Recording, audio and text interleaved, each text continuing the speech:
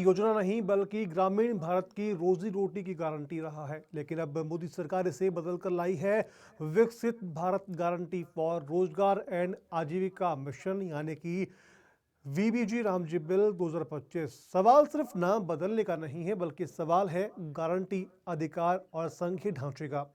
झारखंड जैसे आदिवासी और मजदूर बहुल राज्य में इसे लेकर के सियासत तेज है। राजस्थान में भी लगातार विपक्ष इसे मजदूर विरोधी, आदिवासी विरोधी और गांधी विरोधी बता रहा है। वहीं भाजपा इसे सुधार और पारदर्शिता का कदम बता रही है। आज इसी पर सीधी बहस, नाम बदला है या व्यवस्था। कुल मिलाकर के अगर मैं एक लाइन में कहूं तो ये बहस राम बनाम गांधी की नहीं बल्कि सवाल है ग्रामीण मजदूर के हाथ में काम रहेगा या नहीं। हमारे साथ मौजूद है बीजेपी की ओर से प्रीति शर्मा और कांग्रेस की ओर से भारती कुमावत। आप दोनों का पंजाब केसरी पर बहुत बहुत स्वागत। नमस्कार।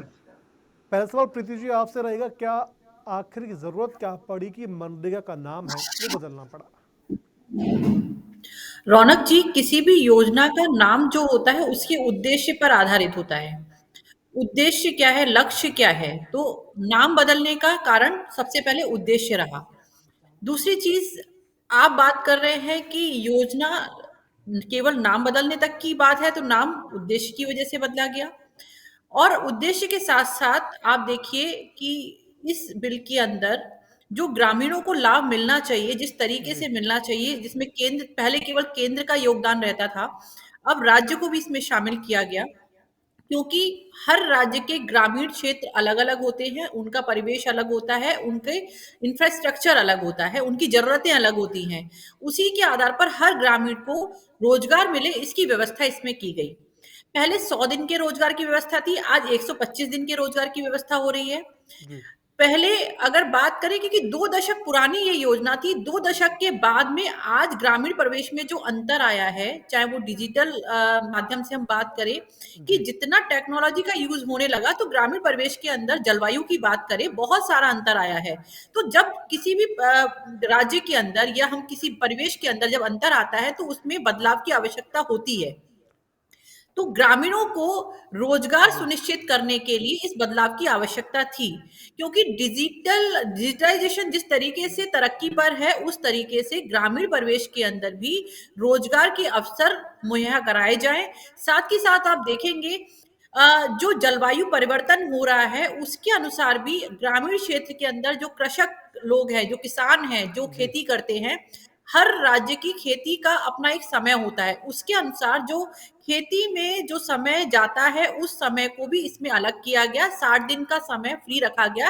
राज्य सरकार को ये फ्रीडम दी गई कि 60 दिन का आप समय ऐसा सुनिश्चित करें कि जिस समय पर किसान खेती में लगे रहते हैं, उस समय पर जो लोगों की आवश्यकता होती है, हमें बाहर से मजदूर बुलाने पड़ते हैं, क्योंकि आप देखेंगे कि खेती जो होती है उसमें बाहर के लोगों को इन्वॉल्व किया जाता है, मजदूरों को इन्वॉल्व किया जाता है, तो उस समय को में वो उस रोजगार को भी ले सके और साथ ही साथ इस योजना का भी लाभ उठा सके। तो और तीसरी चीज इसमें सबसे इंपॉर्टेंट जो है, ना केवल समय का महत्व दिया गया, इसमें राज्य की जो इन्वॉल्वमेंट बढ़ा है। राज्य की मॉनिटरिंग जो होगी, जो अमाउंट दिया जा रहा है केंद्र सरकार से, पहले जो अमाउंट था जब ये शुरू हुआ था तो कांग्रेस के शासनकाल में 35,000 करोड़ के आसपास का अमाउंट दिया जाता था, वो बढ़ के 65,000 करोड़ हुआ। और आज केंद्र इसमें 1,91,000 करोड़ का इन्वेस्टमेंट कर रहा है, जिसमें 60 और 40 का रेशियो रहेगा। 60% केंद्र देगा, 40% राज्य को खर्च करना होगा। राज्य की भागीदारी इसलिए भी आवश्यक है क्योंकि राज्य के ग्रामीण क्षेत्र में क्या आवश्यकता है, क्या इंफ्रास्ट्रक्चर बनाने की आवश्यकता है, उसके लिए राज्य का इन्वॉल्वमेंट आवश्यक था। ठीक है, तो ये तो हो गई थोड़ा सा एक बार हम उनसे भी बात कर लेते हैं, भारती जी से भी। भारती जी, नाम बदलने की क्या लगता है आपको कि नाम बदलना जरूरी था? रौनक जी, जो मानसिकता इस योजना को बदलने की है, सर्वप्रथम तो मैं ये बता दूं कि इनकी जो ओछी और संकीर्ण मानसिकता है गांधी जी के नाम को लेकर, वो पूरी देश की जनता के सामने परिलक्षित हो रही है। जिस तरह से महात्मा गांधी जी ने ग्राम स्वराज का स्वप्न देखा था और राम राज्य की स्थापना की बात करी थी, उनके लिए गरीब, दलित, एक पिछड़े मिनट प्रीति जी। ये जी सर्वोपरि थे और उनके हितों के लिए उन्होंने हमेशा उनको जी सशक्त करने के लिए जो काम किया वो हम सबसे छुपा हुआ नहीं है। लेकिन भारतीय जनता पार्टी की जो वैचारिक दरिद्रता है, वैचारिक खोखलापन है और बेईमानी है, मोदी कहते हैं ना कि हम अंगुली पकड़कर राम को ले जा रहे हैं और राम के पीछे इन्होंने गांधी जी की एक तरीके से हत्या कर दी है और उन पर बुलडोजर चलाकर केवल नाम बदलने की मंशा से इन्होंने ये अपने आप को बड़ा विकसित भारत दिखा रहे हैं। विकसित भारत दिखाने का दावा तो कर रहे हैं, लेकिन इन्होंने जो राज्यों के ऊपर 40% जो अंशदान का जो इन्होंने भार थोपा है, जो राज्य बेचारे स्वयं गरीब हैं, जो खुद अपनी योजनाएं नहीं चला पाएंगे, वो कहाँ से इनको 40% देंगे। बेचारे जो गरीब, दलित और पिछड़े हैं वो और पिछड़ जाएंगे। इस योजना के नाम पर इन्होंने जो नाम बदला है, ये इनकी जी खोखली मानसिकता को ही दर्शाता है। ठीक है प्रीति जी, आप इस पर कुछ कहना चाह रहे थे, एक बार आप कंटिन्यू अपना पूरी बात रखिए।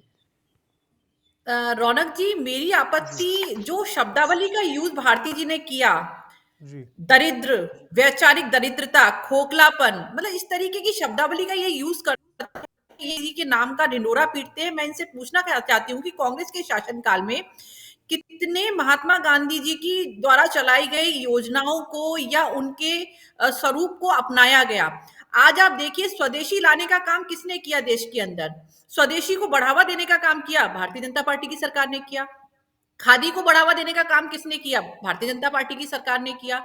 आज ये बात करते हैं कि 40% भार हम राज्यों के ऊपर डाल रहे हैं, और ये बात नहीं करते कि जिस समय आप 35,000 करोड़ देते थे और हम 65,000 करोड़ के बाद आज 1,91,000 करोड़ की बात करें, जिसमें से 95,000 करोड़ तो हम ही देंगे। 95,000 करोड़ तो केंद्र से आएगा, बाकी का 40% अमाउंट ही तो राज्य को खर्च करना है। और 40% अमाउंट अगर राज्य को खर्च करना है तो उसके पीछे उद्देश्य है राज्य को फ्रीडम देना, राज्य को स्वतंत्रता देना, राज्य अपने अनुसार वो 60 दिन भी इन्वॉल्व कर सके इंफ्रास्ट्रक्चर, ग्रामीण परिवेश में कहां पर अवसंरचना की। देखिए, सबसे पहले तो इस जो हमारी योजना है इसमें सबसे मूल काम क्या क्या होंगे वो इंपॉर्टेंट है समझना।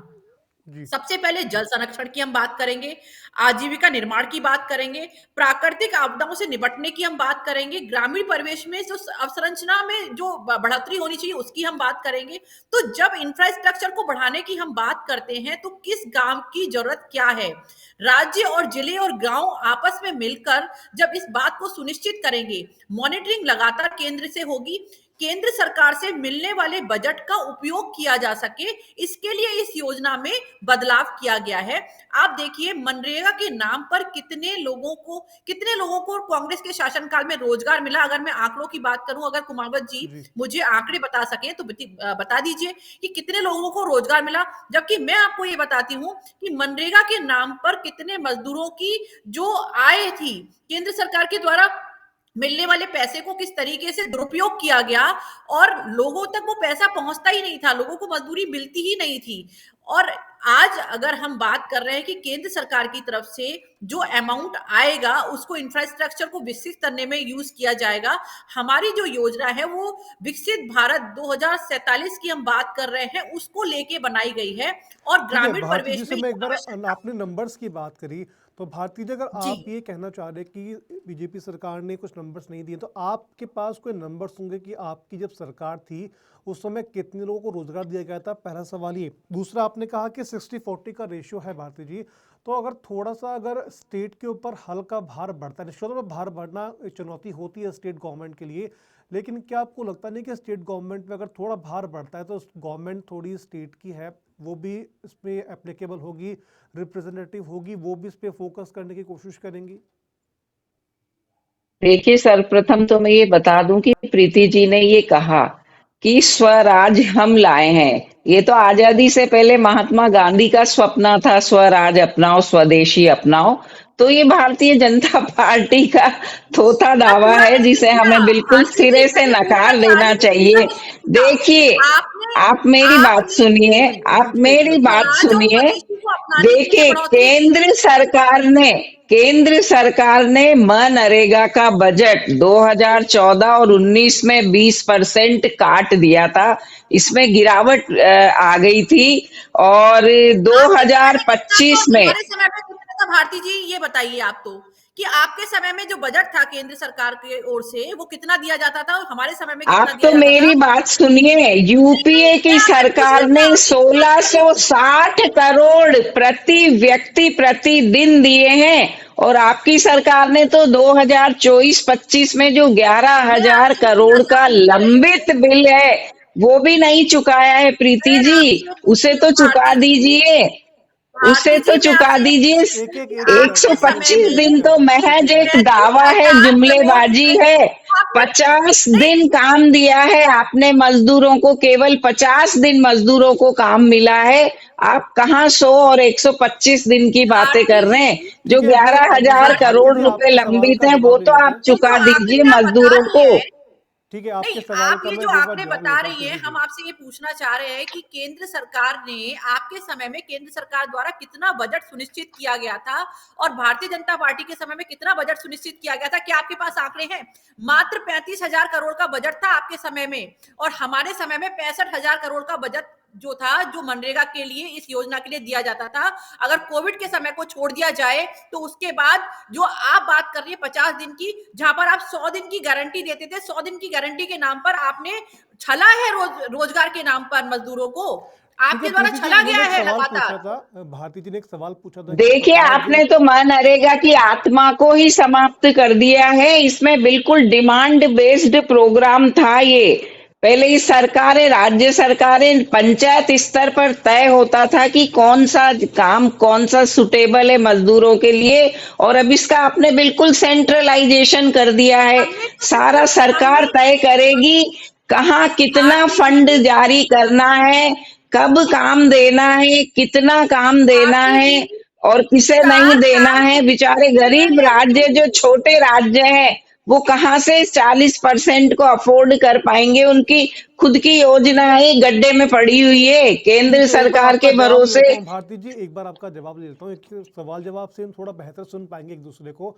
ठीक है प्रीति जी, पहला आप ये करिए, अगर ठीक है 60-40 का रेशियो है, निश्चित तौर पर इसमें स्टेट भी रिप्रेजेंटेटिव होगा, लेकिन जो स्टेट जो अपनी योजना को वर्क कर रहे हैं उनके पास क्या इतना फंड हो पाएगा कि वो 40% अमाउंट है इस एक परियोजना के अंदर लगाएं? बाकी की उनकी स्कीम्स भी अपने स्टेट के अकॉर्डिंग चल रही है। रौनक जी, बिल्कुल फंड होगा, फंड क्यों नहीं होगा? देखिए, इसमें 4 कामों को स्पेसिफाई किया गया है। जल जी संरक्षण पर हम बात करेंगे, आजीविका निर्माण पर बात करेंगे, प्राकृतिक आपदाओं से बचाव के लिए हम बात करेंगे, इंफ्रास्ट्रक्चर को डेवलप करने की हम बात करेंगे। तो जी जब इंफ्रास्ट्रक्चर को डेवलप करने की हम बात करते हैं तो वहां पर राज्य का इन्वॉल्वमेंट आवश्यक है, क्योंकि किस राज्य में, किस गांव में किस चीज की आवश्यकता है, क्या इंफ्रास्ट्रक्चर डेवलप होना चाहिए, किस तरीके से रोजगार मिलना चाहिए। दूसरी चीज जो हम बात कर रहे हैं 125 दिन की, और उसमें से 60 दिन हम राज्यों को फ्री छोड़ रहे हैं कि 60 दिन आप ऐसा रखिए जो खेती के समय में खेतीहर मजदूर जो है वो खेती में बिजी रहता है, उस समय उसको अगर इस काम का लाभ वो नहीं ले सकता, तो उस पर्टिकुलर टाइम को, जो खेती का समय, उसको आप आइडेंटिफाई कीजिए। हर राज्य में फसल का एक अपना समय होता है कि कौन सी फसल कब उगाई जाएगी, और उसी के अनुसार 60 दिन वो डिफरेंशिएट करेंगे। जो लोग बाहर जाके नौकरी करते हैं, बाहर खेती के कामों में इन्वॉल्व होते हैं, वो अपने यहाँ वो मजदूरी कर सके और मजदूरी करने के साथ इस योजना का भी लाभ ले सके। ये बहुत इंपॉर्टेंट पार्ट है रौनक जी। और ये बात करते, ये गांधी जी की जो स्वराज की बात कर रही थी, नहीं मैंने प्रीति ये जी, कभी नहीं आपने इसमें कहा एक कि बात कही, मैं स्वराज शब्द। थोड़ा सा एक चीज समझना चाहूंगा आपसे कि आपने एक तो जी, इसमें बात कही कि इंफ्रास्ट्रक्चर की बात आपने कही है, तो निश्चित तौर पर हर एक स्टेट का अपना एक पोर्टफोलियो होता है, वो अपने इंफ्रास्ट्रक्चर को लेकर के काम करता है। तो निश्चित तौर पर अगर वो स्ट्रक्चर वाला काम स्टेट गवर्नमेंट कर रही है, सेंट्रल गवर्नमेंट मनरेगा को अगर जोड़ों को जोड़ेंगे तो स्कीम वर्क तो एक ही है, बट स्कीम अलग अलग हो गई, पहली चीज़ ये।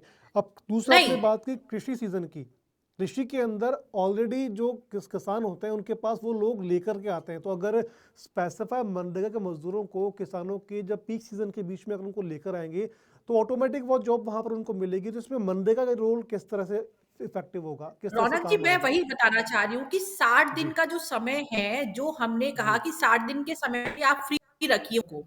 जो लोग बाहर जाके नौकरी करते हैं, और जी। उनको वहीं पर अपने ही गांव में अगर खेती के कामों में इन्वॉल्व हो सके, फसल कटाई का काम होता है, क्योंकि जो छोटे किसान होते हैं वो बाहर जाके नौकरी कर सके, तो वो खेती वाला समय, अगर छोटा किसान है वो अपनी बुवाई खिताई का खेती का काम कर रहा है तो वहां पर वो इन्वॉल्व हो सके, उसके बाद इस योजना में शामिल हो सके।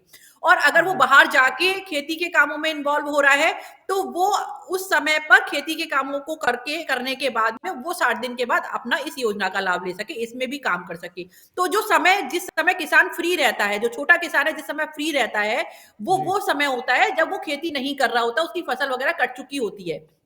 तो उस समय पर वो इन योजनाओं का लाभ ले सकेगा, यहाँ पर मजदूरी कर सकेगा, तो इस तरीके से तो लाभ उसको इस तरीके से मिलेगा। दूसरा, इंफ्रास्ट्रक्चर की बात करते हैं, जैसा कि भारती जी ने भी बताया कि वो ग्राम पंचायत सुनिश्चित करती थी कि ये काम होगा, लेकिन अभी हमारे पास ये निश्चित है कि हमें ये 4 काम पर तो फोकस करना है, और ये 4 काम ऐसे हैं कि वो हमेशा लगातार पूरे वर्ष चलते हैं।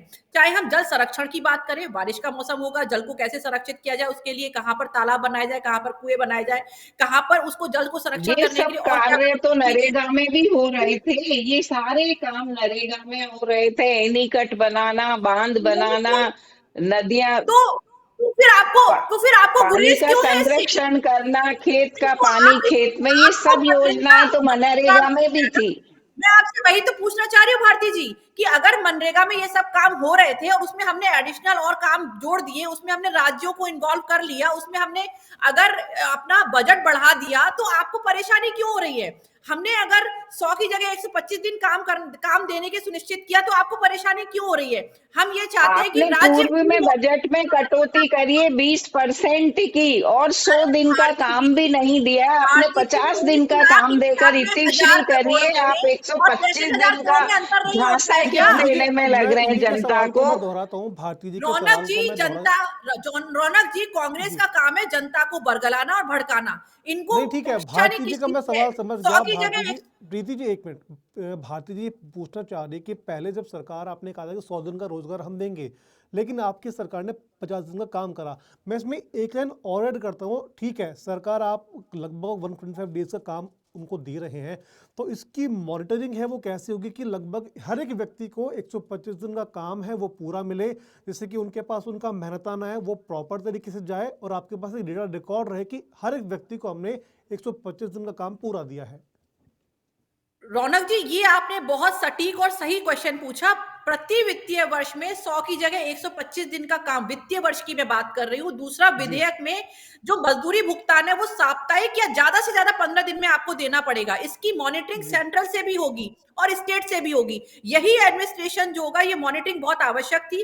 क्यों आवश्यक थी? क्योंकि तो क्या सेंट्रल के इसके लिए बजट को स्टेट में एक बॉडी अलग बनेगी कि स्टेट के अंदर बॉडी बनी हुई है? ऑलरेडी बॉडी बनी हुई होती है, उसी में मॉडिफिकेशन किया जाएगा। उसमें जरूरत होगी तो और एम्प्लॉइज को इन्वॉल्व किया जाएगा। लेकिन आप ये देखिए कि जब तक मॉनिटरिंग नहीं होगी, क्योंकि जो फंड है, जी। केंद्र सरकार से आने वाले फंड का जो मिसयूज हो रहा था मनरेगा के नाम पर, और दूसरा जी। ये, वही तो मैं कहना चाह रही हूँ कि भारती जी ने खुद ने एक्सेप्ट किया कि ये काम तो पहले भी हो रहे थे। तो हम यही तो बताना चाह रहे हैं कि ये काम हो रहे थे, लेकिन वो गारंटी के साथ हो, वो रोजगार मिले केवल लोगों को। आपकी मंशा नाम बदलने की थी और विकसित भारत एक दिखाने मिनट की तो थी भारती जी, एक मिनट। भारती जी, 2047 का, आपको जो नाम बदलने से क्या परेशानी है?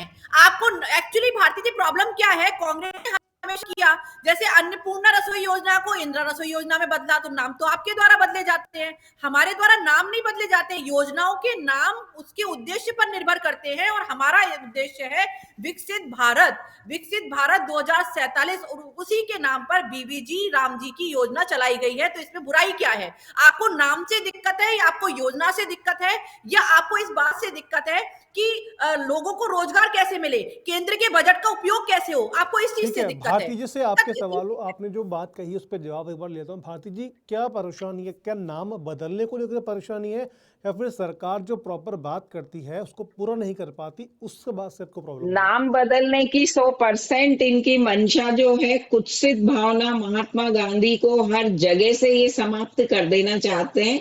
देखिए 2005 में यूपीए की जी। सरकार के कार्यकाल में ये क्रांतिकारी कदम था, जिसमें राष्ट्रीय रोजगार गारंटी योजना लागू की गई, जिसमें मजदूर को गारंटी दी गई थी। लेकिन इसको खत्म करने के पीछे एक ये भी मंशा है कि मनरेगा एक गारंटी थी, जिसे आप खत्म नहीं कर सकते थे, सरकार के मूड से नहीं चलती थी ये, लेकिन लेकिन अब भारती जी, केंद्र देश सरकार के ने ये जो कृषि गारंटी। मंत्री हैं शिवराज सिंह चौहान, उन्होंने स्टेटमेंट ये खुद दिया संसद में कि कांग्रेस सरकार को भी जब चुनाव आए उस समय महात्मा गांधी की याद है। लगभग 2009 के आसपास का वो समय बता रहे हैं कि उस समय के आसपास उनको महात्मा गांधी का नाम याद आया, उससे पहले क्यों नहीं याद आया?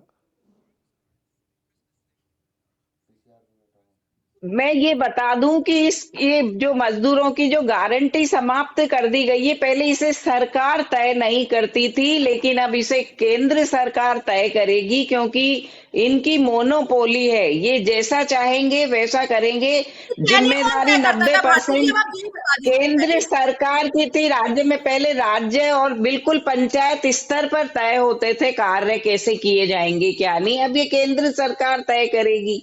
पहले पंचायत स्तर पर होते थे, केंद्र सरकार बजट की सीमा मांगती थी, अब इन्होंने फिक्स कर दिया है कि आप 40% देंगे तो ही आपको बजट केंद्र से सहायता मिलेगी, और यदि देखिए फंड भारती जी, नहीं इसमें है एक तो बात तो काम ठीक भी है ना नहीं कि है। जवाबदेही ये स्टेट सीधा की भी सीधा होगी इसके अंदर। मजदूरों और श्रमिकों का शोषण है, न नहीं कि नहीं, मैं उनको कोई थोड़ा सा एक चीज में आप, गारंटी की इनसे बात की गई है। ठीक है, आपने गारंटी की बात की, गारंटी की बात मैंने प्रीति जी से भी की है कि गारंटी पे वो भी जवाब देंगी कि 125 दिन का जो रोजगार है उसका क्या डेटा रिकॉर्ड है सरकार के पास रहेगा, पहली चीज वो। दूसरी चीज, अगर 40% का हिस्सा राज्य देता है तो राज्य भी इसमें जवाबदेही होगी, क्योंकि राज्य भी पैसा इन्वॉल्व करेगा। अगर वो पैसा इन्वॉल्व करेगा तो उसकी जवाबदेही भी होगी, चाहे वो राजस्थान की बात हो, चाहे वो गोवा की बात हो, चाहे वो जम्मू कश्मीर की बात हो। अगर वो अपने स्टेट से फंड देते हैं तो जवाबदेही उनकी भी इसमें तय होगी। उसके लिए सेंट्रल गवर्नमेंट क्या कोई मॉनिटरिंग सिस्टम बनाएगी प्रीति जी, या फिर स्टेट के अंदर एक बॉडी रहेगी जो पूरा डेटा रखेगी इसका?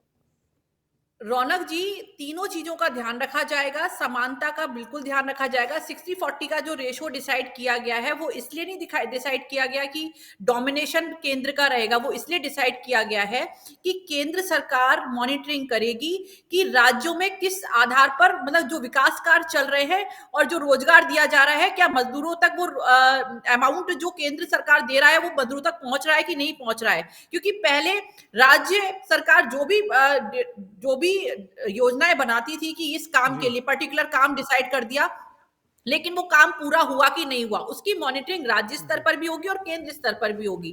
क्योंकि केंद्र सरकार का उद्देश्य इतना है कि अगर हम इतना पैसा सरकार को दे रहे हैं, राज्य सरकार को दे रहे हैं, तो ये राज्य सरकार की एक लायबिलिटी बन जाती है कि राज्य सरकार उस पैसे का सदुपयोग करे और वो पैसा मजदूरों तक पहुंचे। उसकी मॉनिटरिंग के लिए आपको ये 15 दिन के अंदर पैसा देना पड़ेगा। आपने अगर किसी से काम कराया, आप जो, तो और ये देखिए जो ये पैसा बार प्रीति बार जी कह रहे कैसे हैं जाएगा उस सब व्यक्ति के पास में, उस मजदूर के पास में, ये एग्जैक्टली कैसे? जो डिस्ट्रीब्यूशन होगा, राज्यों को जो डिस्ट्रीब्यूशन होगा पैसे का, वो उसी नहीं आधार नहीं, पर जो पैसा दिया सेंट्रल जाएगा, पैसा देगा वो विकास तो के आधार ठीक है, बट जो पर। जी व्यक्ति है, सरकार है, उस मजदूर को पैसा कैसे देगी? क्या बैंक अकाउंट में उनका पैसा डालेगी या उनको कैश पैसा दिया जाएगा? कैसे दिया जाएगा पैसा? जी बिल्कुल, ये इस चीज को क्योंकि डिजिटल का जमाना है, डेफिनेटली जी उनके बैंक अकाउंट में बिल्कुल लेखा जोखा रखना होगा। ये सुनिश्चितता करनी होगी कि जिस मजदूर ने काम किया उस तक पूरा पैसा पहुंचे। क्योंकि आपने ये भी देखा रौनक जी, ये भी सुनने में आया कि मनरेगा के टाइम पर ना तो काम होते थे और केवल कागजों में काम हुआ करते थे। कांग्रेस के शासनकाल में ये बहुत हुआ, नहीं, केवल कई कागजों ऐसी में काम बातें भी हुए निकल और करके आई पैसा थी। उठा लिया गया। जी जी, कई ऐसी बातें निकल करके भी आई थी कि जो टेंडर जिनके पास भी काम ही करवाते हैं वो मजदूरों को पूरा पैसा देते नहीं है। अगर 100 रुपए का उन्होंने काम करा है तो 100 की जगह वो उनके पास 60 रुपए देते थे, 40 रुपए वो अपने पास रखते थे। इस तरह एग्जैक्टली की बातें भी कुछ सामने आई एग्जैक्टली थी। रौनक जी, इसीलिए मॉनिटरिंग आवश्यक है। और राज्य और केंद्र की और जहां तक 60-40 के रेशो की बात है, तो आप ये देखिए कि जब जी हम 65,000 करोड़ खर्च करते थे, आज हम 95 लाख करोड़ की बात कर रहे हैं। और आज हम बात कर रहे हैं कि 1,91,000 करोड़ का इन्वेस्टमेंट जब होगा, जिसमें 40% जो होगा वो राज्य का होगा, 60% केंद्र का होगा। राज्य को ये स्वतंत्रता दी जाएगी कि राज्य अपने हिसाब से अपना इंफ्रास्ट्रक्चर डेवलप करने के लिए किस जगह पर कितना इंफ्रास्ट्रक्चर किस हिसाब से डेवलप करना है, वो स्वतंत्र राज्य के पास होगी। राज्य पंचायत समिति के साथ मिलकर जो पहले था वो एज इट इज रहेगा, लेकिन पैसा भी तो ज्यादा दिया जा रहा है। आप ये देखिए ना, केंद्र सरकार ने अपना बजट भी तो बढ़ाया इसके लिए। ठीक है केंद्र ने अपना भारती जी, बजट बढ़ाया। आपको क्या लगता है, सवाल आपके आपके सवाल का जवाब मिल पाया आपको? देखिए, मैं बता दूं कि कांग्रेस के शासनकाल में भी 15 वर्ष में 4,000 करोड़ दहाड़ियां दी गई थी और कोविड में इनके पलायन को रोका गया था जब ये बिल्कुल संजीवनी साबित हुआ था मनरेगा कार्यक्रम। और इस तरीके से बहुत कुशलता से और मजदूरों ठीक है के मैम, हितों को चलते हुए ध्यान में लास्ट मेरा रखते कुछ हुए। सवाल रहेगा प्रीति जी, क्योंकि नाम को लेकर के काफी ज्यादा परेशानी है वो देखने को मिल रही है, विपक्ष लगातार सवाल खड़े कर रहा है। थोड़ा सा ये आउट ऑफ द स्टेट भी जा सकता है इसके अंदर, क्योंकि जिस तरह से नाम बदला गया है उसको लेकर के साउथ के अंदर भी कई परेशानियां हैं नाम को लेकर के देखने को मिल रही है, क्योंकि आप जानते हैं कि लैंग्वेज का इशू है वो उत्तर भारत और दक्षिण भारत में काफ़ी देखने को मिलता है। तो ऐसे में सरकार इससे किस तरह से देखेगी फिर? रौनक जी, लैंग्वेज का इशू यहाँ क्यों आ जाता है? विकसित भारत गारंटी रोजगार मिशन, ग्रामीण विकसित भारत रोजगार और आजीविका के लिए गारंटी मिशन, इसमें कहाँ लैंग्वेज को लेके प्रॉब्लम है? मनरेगा कौन सी लैंग्वेज थी? महात्मा गांधी जी के नाम पर चलाई गई थी। No issues in that. आज नाम हमने हटाने का तो कोई औचित्य ही नजर नहीं आता एक मिनट है। भारती जी, नाम एक मिनट, हटाने से एक मिनट, थोड़ी एक आप मिनट, एक मिनट। बजट हम आपको दुगना कर बता रहे हैं दीजिए। ना भारती जी, हम बता रहे हैं ना, विकसित भारत नाम रखा गया। विकसित भारत नहीं 2047 प्रीति जी, हमारा मिशन इसमें है। थोड़ा सा मेरा ये कहना है कि जो सवाल है कि दक्षिण भारत और उत्तर भारत की मैंने बात की, क्योंकि ये इशू है दक्षिण भारत में निश्चित तौर पर उठता है। वहाँ पे एक नेता है आरएसपीए एनके प्रेमचंद्र ने कहा कि उन्हें नाम बोलने में मुश्किल हो रही है, क्योंकि आपने संसद में सुना होगा निश्चित तौर पर ऐसे साउथ साइड की जो नेता हैं वो नाम पे सवाल उठाते हैं कि आखिर तमाम जो बिल्स अभी पेश हुए हैं सब में नाम हिंदी को ज़्यादा प्राथमिकता दी गई है। ऐसी बातें सोशल मीडिया पर उठ रही हैं, साउथ के नेता हैं वो लगातार बोलते हैं। रौनक जी, सोशल मीडिया पर नहीं उठ रही हैं। ये सर्वमान्य और सर्वव्यापी है कि माननीय गृह मंत्री अमित शाह जी ने जी। हिंदी को बढ़ावा देने के लिए एक मुहिम भी शुरू की है। और हिंदी भाषा हमारी राष्ट्रभाषा भी है, संवैधानिक तौर पर हमारी संवैधानिक भाषा भी हिंदी भाषा तो है। इसे और पूरा हिंदी नाम को बढ़ावा हिंदी में ही रख देने लेते। आपने आधा इंग्लिश आधा हिंदी क्यों रखा? तो आप बीबी हिंदी जी में ही है राम ना? जी। जीबी जी राम जी, हिंदी ही है ये। और आपने मनरेगा किस उद्देश्य से रखा था? मनरेगा का क्या मतलब था? एम से मतलब महात्मा गांधी, एन से शुद्ध मतलब नेशनल। हिंदी।